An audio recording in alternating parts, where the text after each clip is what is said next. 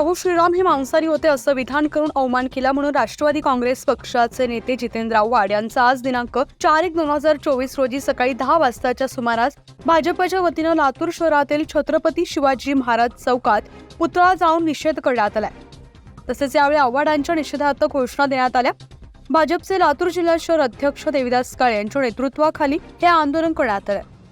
या आंदोलनात भाजप युवा मोर्चाचे जिल्हाध्यक्ष ॲडव्होकेट गणेश गोमसाळे, सरचिटणीस दिग्विजय काथवटे, प्रवीण सावंत, शिरीष कुलकर्णी, रवी सुडे, गुरुनाथ मगे, प्रेम मोहिते, गजेंद्र वोकन, राहुल भुतडा, आकाश बजाज, संतोष तिवारी, शीतल अवसेकर, शीतल पाटील तसेच भाजप कार्यकर्ते मोठ्या संख्येने उपस्थित होते।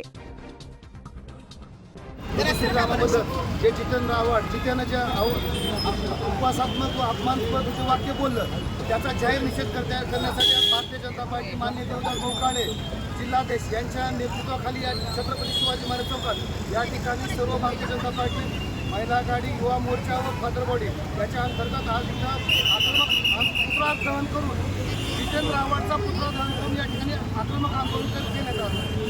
तर असं काहीतरी वक्तव्य करून नको ते वाद निर्माण करण्याची काय आवश्यकता होती का? त्याला उलटी परिस्थिती घेण्याचा नाद आहे जितेंद्र आव्हाडला। दर 15 दिवसाला महिन्याला त्याला भेट सुटतं आणि त्याला पिसाळीला पुत्र चावलेला आहे। त्याच्यामुळे तो वारंवार काही ना काही स्टेटमेंट देऊन लोकांच्या भावना दुखावून समाजाच्या भावना दुखावून त्याला प्रसिद्धी घेण्याची हवा सुटलेली आहे। न्यूज 15 मराठीसाठी असलम शेख, लातूर।